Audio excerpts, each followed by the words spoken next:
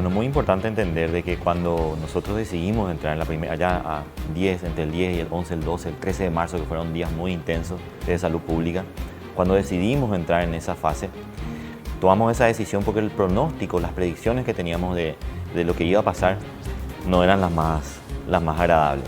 Además, teníamos en cuenta de que veníamos de una epidemia de dengue la más grande de los últimos 10 años, con un sistema de salud con muchísimas limitaciones históricas, un sistema de salud precario, pero también con un sistema de salud agotado, con todo su personal de blanco, sin vacaciones y bueno, enfrentando a lo que fue la epidemia de dengue más grande de los últimos 10 años. Esa decisión la tomamos ahí y de ese momento a este pasaron más o menos 40 días. Esa cuarentena tuvo fases más intensas, fases menos intensas, ¿verdad? Pero sí estamos viendo de que hubo un buen resultado. El impacto que tuvimos en salud pública, por un lado, en el número de casos es ínfimo comparado a lo que nosotros estimábamos. La verdad que es muy pequeño. Nos dio tiempo al sistema de salud para mejorarlo, para aumentar sus capacidades, para mejorar el entrenamiento de los recursos humanos, para incorporar más recursos humanos. También para mentalmente estar preparados de lo que la epidemia que se nos viene, entender mejor cómo se contagia el virus, aunque esto es súper dinámico. Cada semana tenemos alguna novedad de cómo es el virus, cómo se contagia, el tiempo que puede estar en las superficies. La evidencia que tenemos es muy dinámica y eso hace que vayamos ajustando, ¿no? Hoy nos animamos a decir que estamos entrando en una cuarentena inteligente, que no significa dejar de estar en cuarentena, ¿sí? Significa entrar en una fase en la que entendiéndole mejor a cómo se comporta el virus, nosotros como sociedad vamos a gestionar y a ordenar y a controlar la dinámica de esa epidemia, que de hecho se llama inteligente, porque de alguna manera permite ir tomando decisiones según lo que está ocurriendo dentro del sistema de salud con respecto a las cuestiones epidemiológicas, con respecto a las cuestiones de los servicios de salud, nuestra capacidad de camas, de recursos humanos, de cómo está nuestro ejército que va a afectar a este problema, cómo está, si está saturado, si está estresado o no. Y de acuerdo a eso vemos qué medidas, qué políticas públicas vamos a ir implementando. A grandes rasgos, el orden de ir activando grupos económicos está concentrado o tiene el principio de ir activando grupos económicos que tienen un mejor control de los grupos de personas que se irán trabajando, que se irán activando, mejor dicho. Insisto, esto de los grupos porque es muy importante entender de que personas que trabajan con grupos que conocen, o sea, trabajos que son fábricas u oficinas donde las personas que trabajan se conocen y siempre es el mismo grupo de gente. Si tenemos un infectado, podemos a todo ese entorno, como la familia de esa persona o el entorno de ese trabajo, podemos enviarlo a cuarentena y podemos controlarlo epidemiológicamente.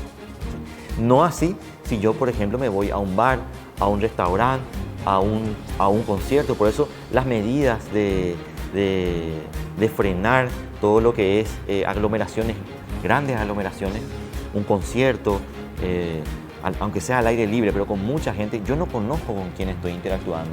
Y si tuve un enfermo ahí, yo no sé a cuántas personas de ese entorno voy a tener que cuarentenar.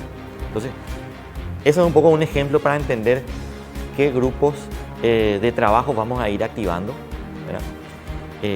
Cada 3 semanas evaluaríamos si activamos más grupos de trabajo o no, dependiendo un poco de lo que ocurrió con ese grupo de trabajo activado y según lo que nos va diciendo los modelos predictivos, tanto de epidemiología y matemáticos, y lo que nos está diciendo también la capacidad del sistema de salud.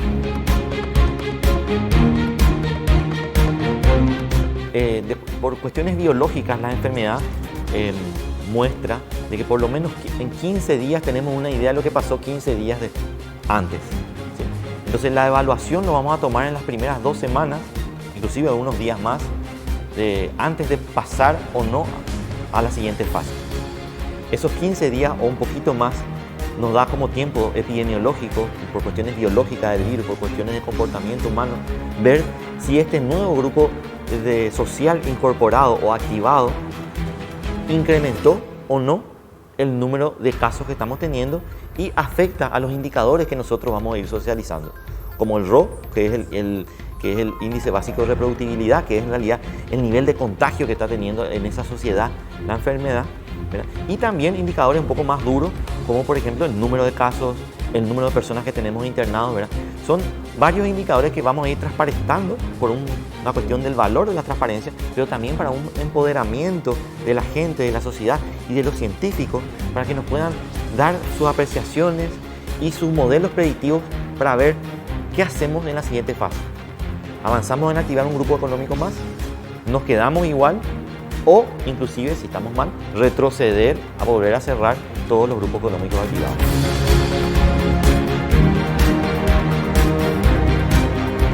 Es así, el concepto de cuarentena inteligente tiene la idea de evaluar, de ver la evidencia global que va habiendo, los nuevos conceptos, pero también lo que nos va ocurriendo en nuestro país, en nuestro sistema de salud y en la sociedad. Evaluando eso le da un dinamismo, una dinámica de poder ir ajustando, inclusive así como está escrito el plan, se puede ir cambiando, pueden haber conceptos nuevos de que podemos recién activar grupos económicos de este plan en fases más tardías o en fases más adelantadas, ¿verdad? Todo esto toda esta dinámica que tiene el plan está basada siempre en conceptos de salud pública con la evidencia más reciente y de mayor peso que se tenga.